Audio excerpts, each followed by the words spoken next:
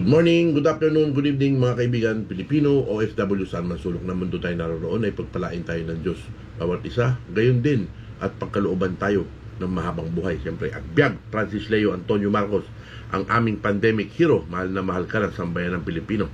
Agbyag, Apulakay, mga kaibigan. Ramdam nyo na rin ba yung yung talagang eto na mga kaibigan. Konting panahon na lang hinihintay natin mga kaibigan. Kapit lang tayo.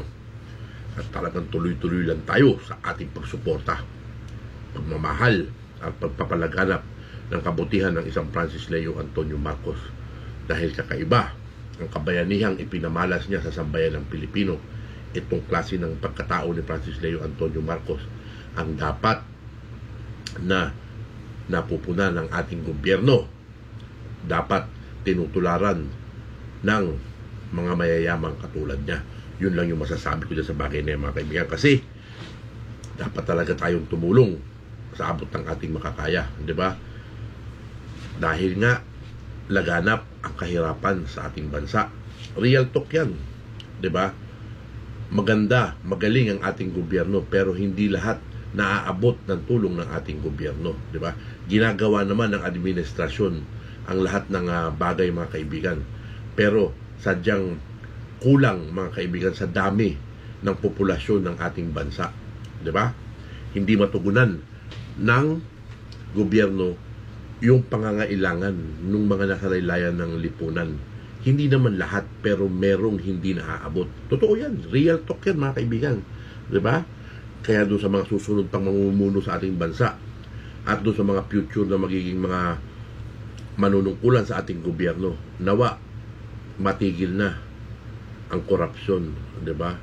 Ibahagi natin sa sambayan ng Pilipino na sila ang nararapat na tumamasa ng serbisyo ng gobyerno. Naway dumating sa panahon, mga kaibigan, na dapat maging libre ang healthcare system ng sambayan ng Pilipino. Dapat yan isa sa pinaka-priority ng ating gobyerno.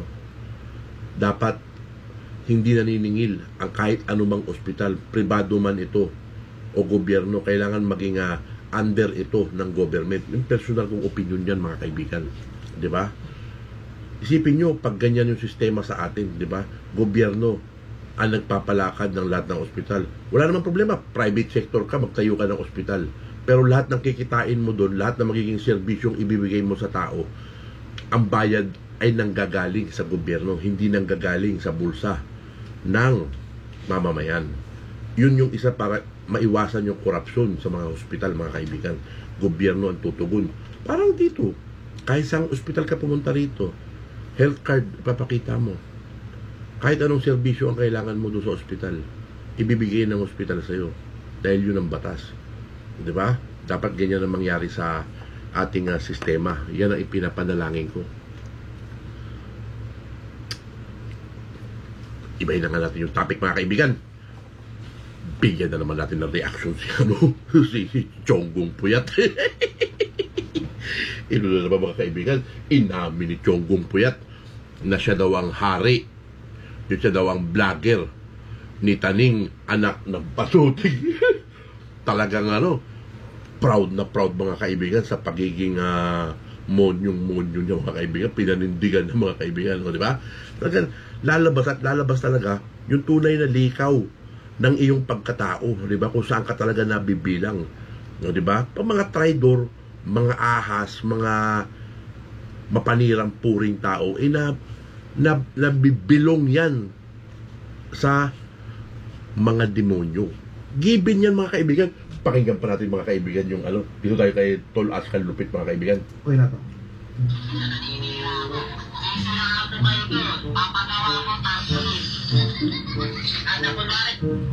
Ay, mamamatay yung isang normal niyan. So, chistat, mamamatay. O nakalagay, tagpulit.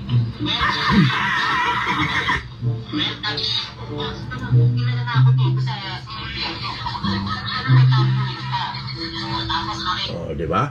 Nakita nyo yung pag-uugali, mga kaibigan, no? Sino pa susuporta sa ganitong klase ng tao, mga kaibigan, di ba?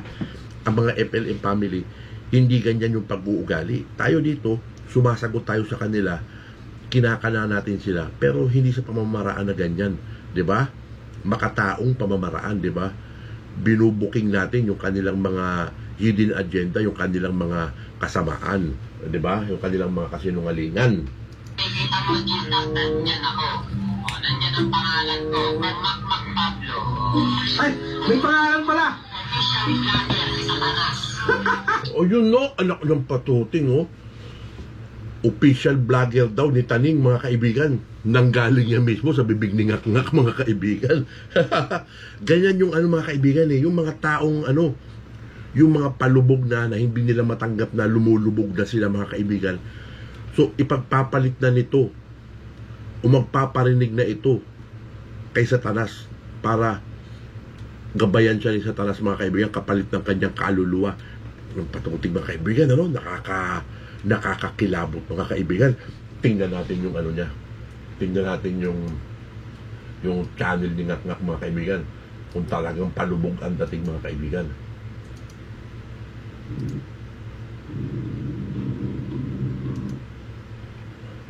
Tingnan natin, mga kaibigan, ha. Silipin natin. Tako, wala na, mga kaibigan, di ba? Hindi ganyan ang mga natural na manonood nito ni Ngak-Ngak nung nasa panahon pa ng hindi pa siya nagpapalit ng balat, mga kaibigan. Umaabot ng mga 15,000, 12,000, 50,000, 40,000 na mga views, mga kaibigan. Ngayon wala na. 3,000 na lang yung huling niya, tapos yung mga niya, yung mga maliliit na niya, nakaw, puta ka ng mga Ngak-Ngak. Wala na. Wala na talaga. Wala na, Ngak-Ngak, wala na. Dahil kilala na ang likaw ng bituka mo ng sambayan ng Pilipino, lalong-lalo na sa FLM community. Di ba? Parang iniwanan na rin yata, mga kaibigan, ito nung ibang yung mga nagmamagaling dati ng mga nagmumurang kamyas, parang isa-isa ng dumidistansya, mga kaibigan. Tapos nabalitaan nyo ba, mga kaibigan, yung naghuhudas? May naghuhudas na sa kanilang hanay, mga kaibigan. Nakikipag na kay Sekyama, mga kaibigan. Kasi siyempre, baka humingi ng tawad to kay Sekyama kapalit ng mga impormasyon na ganito, ganyan, ganito. May mga eksenang ganun, mga kaibigan. And siguro, mga kaibigan, napunan niya na mali talaga yung yung pagsama niya dito sa mga hudas. Hindi pa angat ang nangyayari, mga kaibigan. Palubog ang nangyayari. Kumbaga, yung mga sumama sa kanila, hihilahin ni Ngak-Ngak, palubog, mga kaibigan. Yung iba na tauhan ng mga kaibigan, di ba? Ganun lang yun ituloy pa natin ng konti itong, mga kaibigan, kay Tol Askal Lupit. May pangalan pala. Hindi sa akin nang galing yan, ha? Sa'yo mismo nang galing yan. Sa bunganga mismo nang galing. May nagpasa lang sa akin yan. Official vlogger ni Satanas. Ang animat. Ang animal. Nadali mo na naman, Askal. Bagay na bagay talaga sa'yo. Alam mo, Ngak-Ngak, akala mo kaya mo kami rito? Hindi mo kami kaya dito. Sabot ako, makikita mo yung mga GC ngayon ng mga supporter ni FLM na parang kabuti na tumutubo, napakadaming mga supporter. May mga engineer, merong mga teacher, merong mga doktor, merong mga kung ano-ano. Di ba? Kasi dito, may kabutihan na nagaganap. Hindi katulad sa iyo. Puro kasamaan yung nagaganap sa inyo. Anak ng patuting, may ginagawa kayong pagtulong, sasaluduhan namin yan. Pero, hindi galing sa puso ninyo yung mga pagtulong na ginagawa ng ibang mga kasama ninyo. Di ba? Kundi baga, ginagamit lang yung sitwasyon. Di ba? Hindi bukal sa loob, pakitang tao. Ganon yung nakikita ko. Pero doon sa naaabutan ng tulong, syempre okay tayo doon kasi may mga tao kayong naabutan ng tulong, okay ako doon. Di ba? Pero, yung mga pinangako ninyo, na ganito, ganyan, ganito, na mayroong mga 300 ka ba na lakas ng patuting, magta-3 buwan na, nawala na, nabaon na sa libot. Wala sigurong ano. Walang bilang mga kaibigan. Walang nag-sponsor mga kaibigan. Walang nagbigay ng ano. Ganun yun. Diba? Siyempre, sinawlaw mga kaibigan. Hindi naman niya susuluhin yun mga kaibigan. Taknang makunat pa sa makunat to. Magulang pa sa magulang yan mga kaibigan. Ay, nako. Ituloy natin ang konti nito. Hindi lang ikaw dapat ang gawing official vlogger ni Satanas. Meron pa dyan, marami. Hindi lang kayo, 14 o sobra pa dyan. Pero alam ko naman na kumukonti na kayo eh. At alam ko naman na pilit ninyong sinisilip ang mansyon para lang makahanap kayo ng inyong iko-content. Oy! Totoo yun, diba? Hindi sila makakuha kayo mga kaibigan sa mansion, mga kaibigan. Dahil hindi nila alam yung tunay na ganap, mga kaibigan. Hindi na sila makangiti ng natural, mga kaibigan. Pag nag-aano itong mga kaibigan, talagang ano na lang, puro puot, galit, pagsisisi ang laman ng kanilang mga pananalita, mga kaibigan. Dahil wala na eh. Hindi ka naman pwede magsisi pagkatapos mong gawin yung nasa huli, ang pagsisisi, ika nga. Yung mga walang utak, mga kaibigan, maniwala ba naman kay Lawlaw, mga kaibigan? Ayun, sama-sama sila ngayon, lubog na. Uy, mga ka-59, may magandang balita ha? Mayroong good news. Yan ang sinasabi natin na kaabang-abang na good news, di ba nga? Nadali mo na naman, binubuking mo naman tulas kali. Atin-atin lang muna yun. Bahala matorta yung utak ng mga hudas. Wala silang alam, mga kaibigan eh. Mahigpit na mahigpit yung hindi sila, wala na silang access. Uy, kaya tayong natira dito, tayong natira dun sa kung saan tayo nagkikita-kita talagang ipagpatuloy natin yung katapatan natin, di ba? Wala nang hudas dun, lahat tayo dun is inirerespeto kung ano yung napag-uusapan natin, di ba? Yes! Diba? Yan sinasabi ko. Apo, torerong malupet. Bubo! Ayan, si torerong malupet at nagparamdam po si torerong malupet. So, ibig lamang sabihin ito is may good news. Pero dahan-dahan lang tayo mga ka-finance sa paghihintay ng good news na ito. At bakit ko sinasabing dahan-dahan lang? Kasi wag po tayo ma-overexcite. Kasi minsan po yung excitement o sobrang excitement hindi rin po maganda ang naidudulot sa ating katawan. Pero hindi ko naman sinasabing pinipigilan ko kayo. Yun na yun, mga kaibigan. Yan na eh. Diba? Ilang hakbang na lang, mga kaibigan. Tapos na yung laban. Malapit na mag-2022, mga kaibigan eh. Siyempre, ang laking bagay ni Apulakay, mga kaibigan, sa 2022. Diba? Unang-una, yung nanaisin niyang posisyon. Siyempre, talagang ipagsisigawan natin, mga kaibigan, na Apulakay, you must run in 2022. Talagang isa ako dyan sa makikiusap, maninikluhod kay Apulakay. Kasi kailangan niyang protektahan yung kanyang sarili. At saka, yun ang sinisigaw sa lahat ng sa lahat ng mga pages, sa lahat ng mga ang gusto, maglingkod ang ating Apulakay sa gobyerno. Karapat dapat naman, mga kaibigan, dahil alam ni Apulakay, nakikita niya, alam niya ang sistema, alam niya ang galawan ng ating gobyerno, mga kaibigan.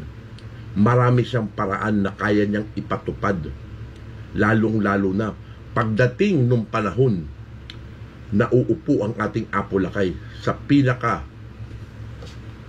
upuan, yung pinaka-trono, di ba? Diyan natin mararamdaman, mga kaibigan, yung talagang total change sa ating gobyerno, mga kaibigan. Diyan natin mararamdaman ng sambayanan ang gobyerno. Saan man sulok ng mundo, ay saan man sulok ng Pilipinas ka naroroon, o saan man sulok ng mundo, Pilipino, kung saan ka naroroon, mararamdaman mo ang gobyerno. Diba? Ang sarap yung gano'n, mga kaibigan. dito sa Canada mga kaibigan, ganito lang yung buhay namin dito, pero ramdam namin yung gobyerno. Ramdam namin kung paano ibinabalik ng gobyerno, paano namin napapakinabangan ng gobyerno sa lahat ng mga basic na pangangailangan mga kaibigan. Dito walang magugutom dito mga kaibigan, walang nagugutom dito. 'Di ba?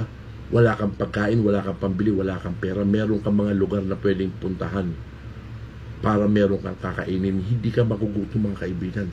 Talagang merong nakalaan ang gobyerno. Ang dami dito mga kaibigan eh. Kaya dito hindi nakakatakot yung mawalan ka ng bahay, hindi nakakatakot.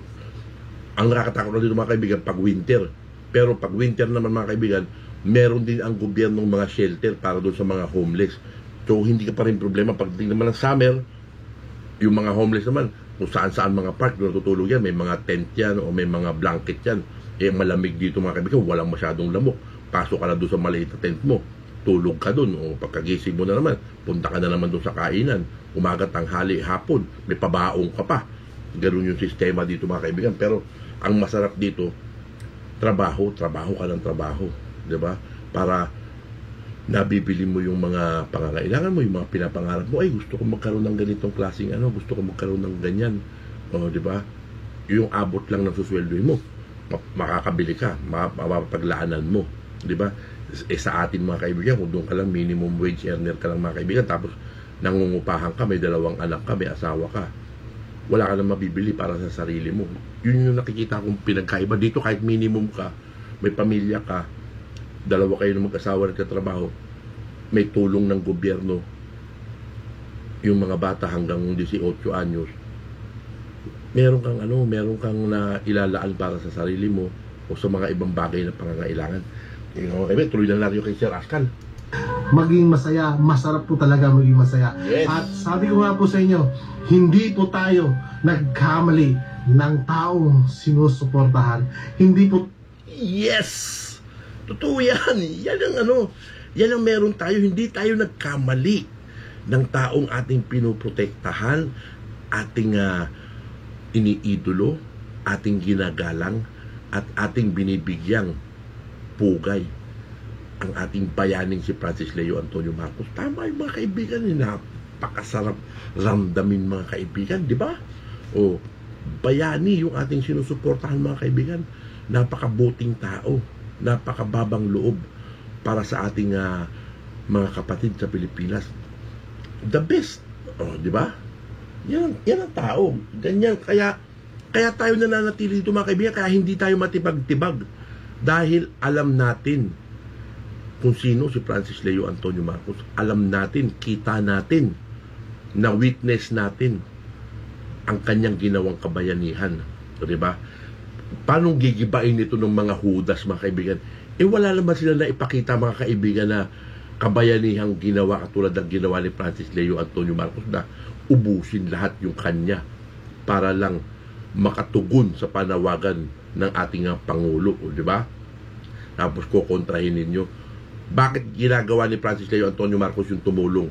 Dahil sa pakiusap ng mahal na Pangulo, tumugon lamang ang ating Apulakay. Di ba? Nagpakabayani ang ating Apulakay para sa mamamayang Pilipino.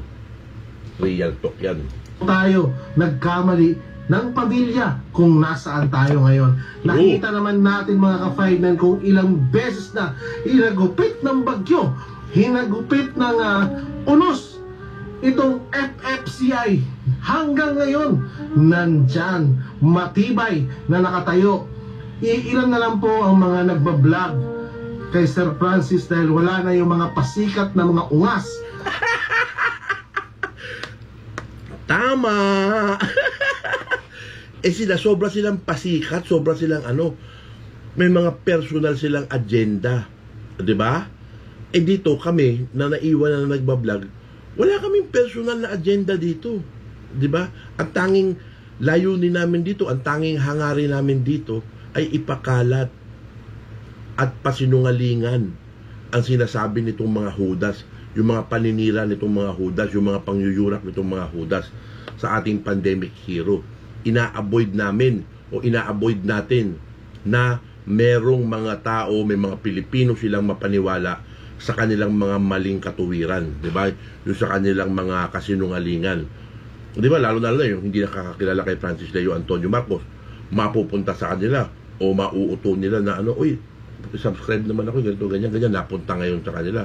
Tapos, ang mabubungaran nila yung mga ganong klase ng pananalita, o di ba?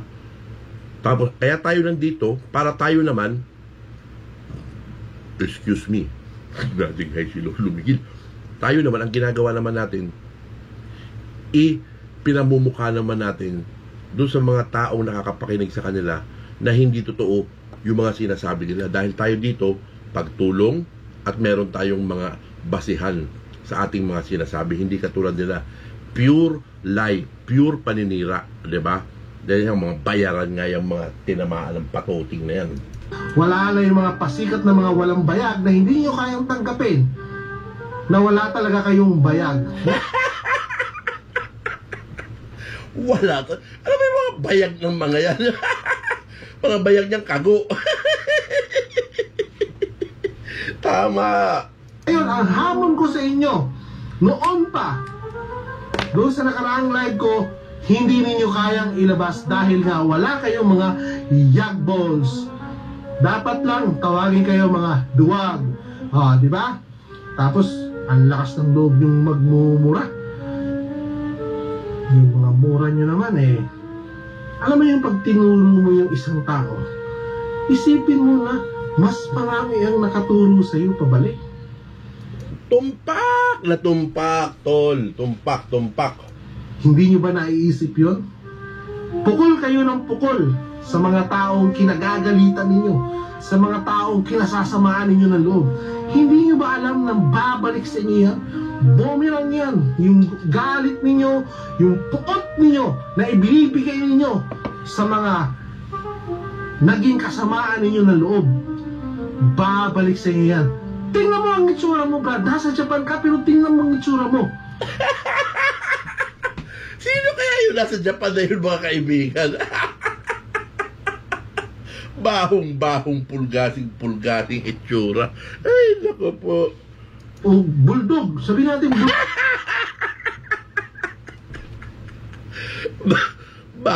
Bahong pulgasing bulldog. Nadamay pa rin si bulldog. Kumakala na naman siguro, mga kaibigan. Bulldog, mas kulubot pa yung mukha mo doon sa bulldog Tumpak! Anak ng kamuti ka, ang lakas ng loob mong maghamon. Relax ka lang, Brad.